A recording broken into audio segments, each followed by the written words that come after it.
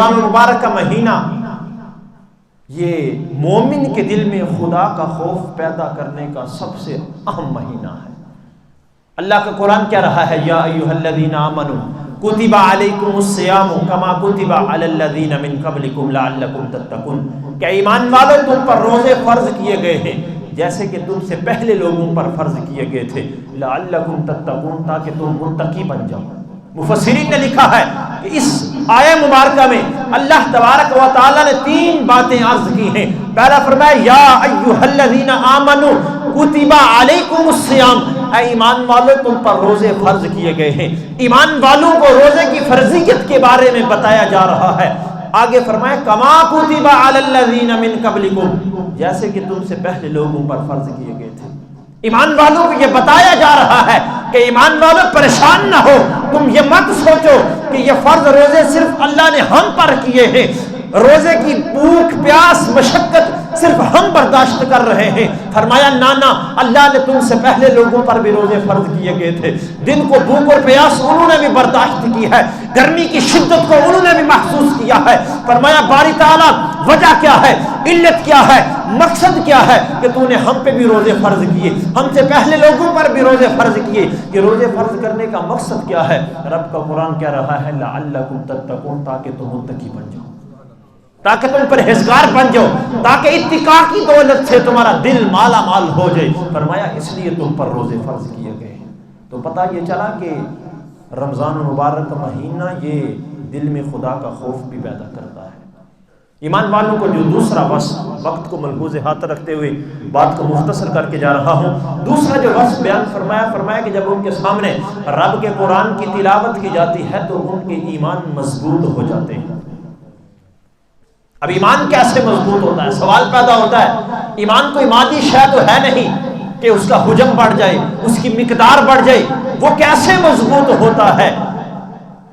ایمان کے مضبوط ہونے کا مقصد یہ ہے، مطلب یہ ہے کہ جب رب کے قرآن کی آیات تلاوت کی جاتی ہیں، جو بندہ ان آیات کو سنتا ہے سب سے پہلے ان آیات پر وہ ایمان لاتا ہے، پھر ان آیات میں جو اللہ نے احکام بیان کیے ہیں ان احکام پر عمل کرتا ہے۔ احکام پر عمل کر کے جب اس کو رب کی رضا اور رب کی خوشنودی حاصل ہوتی ہے، پھر اللہ تبارک و تعالی ان کے ایمان کو اس طرح پختہ کرتا ہے کہ اللہ تعالیٰ دنیا میں بھی ان کی مدد فرماتا ہے، قیامت کے دن بھی ان کو سرخرو فرماتا ہے۔ تو پتہ یہ چلا کہ رمضان المبارک اور قرآن کا بھی آپس میں بہت گہرا تعلق ہے، کیونکہ قرآن بھی رب کے قریب ہونے کا ذریعہ ہے، رمضان بھی رب کے قریب ہونے کا ذریعہ ہے۔ اور اسی لیے اس مبارک مہینے کو رب نے اپنی کتاب نازل کرنے کے لیے منتخب فرمایا ہے۔ رب کا قرآن کہہ رہا ہے شہر رمضان الذی انزل فیہ القرآن ھدی للناس وبینات من الھدی، یہ ایسا مہینہ ہے کہ جس میں ہم نے اپنا قرآن نازل کیا ہے جو لوگوں کے لیے ہدایت اور رہنمائی بن کے آیا ہے۔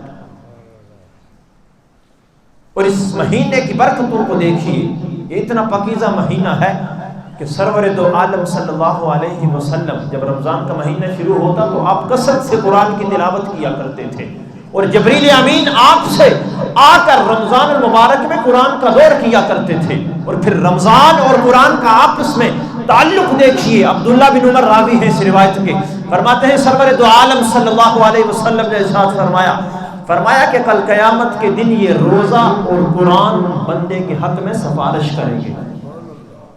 روزہ رب کی بارگاہ میں حاضر ہوگا، عرض کرے گا باری تعالیٰ اس بندے کو تیری رضا کی خاطر میں نے دن کو بھوک پیاس سے روکے رکھا، انسانی خواہشات سے روکے رکھا، باری تعالیٰ اب میں اس کے حق میں سفارش کر رہا ہوں، میری سفارش قبول فرما۔ قرآن رب کی بارگاہ میں حاضر ہوگا، قرآن عرض کرے گا باری تعالیٰ اس نے تیری رضا کی خاطر تیری تلاوت کی ہے، قرآن کو پڑھا ہے، راتوں کو نیند کو برداشت کیا ہے، جاگ کر قیام کی حالت میں قرآن پڑھا ہے، اس کے حق میں سفارش کرتا ہوں۔ سرکار دو عالم صلی اللہ علیہ وسلم فرماتے ہیں کہ رب تعالیٰ قرآن اور روزے کی سفارش کو قبول فرمائے گا، اس بندے کی بخشش فرما دے گا۔ تو سامعین محترم، پتہ یہ چلا کہ یہ قرآن اور رمضان اس کا بھی آپس میں ایک تعلق ہے۔ ایمان والوں کا تیسرا وصف فرمائے کہ وہ رب پر توکل کرتے ہیں، بھروسہ کرتے ہیں۔ اللہ تبارک و تعالی نے ہر چیز کے لیے اسباب پیدا فرمائے ہیں۔ مثال کے طور پہ ایک بندہ بھوکا ہے، اس کو بھوک لگی ہے، تو رب نے بھوک کو مٹانے کے لیے کھانے کو سبب قرار دیا۔ اسی طرح ایک بندہ بیمار ہو جاتا ہے، وہ میڈیسن استعمال کرتا ہے، دوا استعمال کرتا ہے۔ اب یہ دوا استعمال یہ ایک سبب ہے، شفا دینے والی ذات تو رب کی ذات ہے۔ توکل یہ ہے کہ سبب بندہ اختیار کرے، فیصلہ مسبب الاسباب پر چھوڑ دے۔ جب وہ سبب اختیار کرے گا، وہ دوا استعمال کرے گا بیماری پر، اس عقیدے سے استعمال کرے گا کہ یہ رب کی طرف سے بنائے گئے سبب ہے، میں یہ سبب اختیار کر رہا ہوں، شفا دینے والی ذات رب کی ہے، تو فرمایا یہ توکل ہے۔ فاروق اعظم رضی اللہ تعالیٰ عنہ آپ نے بڑی خوبصورت بات ارشاد فرمائی۔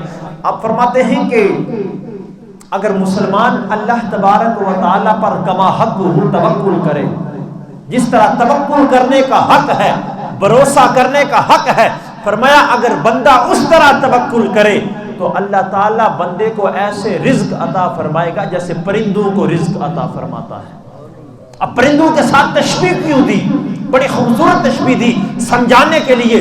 فرمایا جس طرح وہ پرندہ اپنے گھونسلے سے صبح خالی پیٹ نکلتا ہے، رب پر توکل اتنا ہوتا ہے، رب پر بھروسہ اس قدر مضبوط ہوتا ہے کہ صبح اپنے گھونسلے سے خالی پیٹ نکلتا ہے، شام کو پیٹ بھر کے گھونسلے میں واپس پلٹتا ہے۔ فرمایا اگر انسان کا توکل اس پرندے کی طرح ہو تو جس طرح رب اس پرندے کو رزق عطا فرما رہا ہے، اس طرح اللہ تبارک و تعالی انسان کو بھی رزق عطا فرمائے گا۔ تو پتہ یہ چلا کہ بندے کا توکل، بھروسہ رب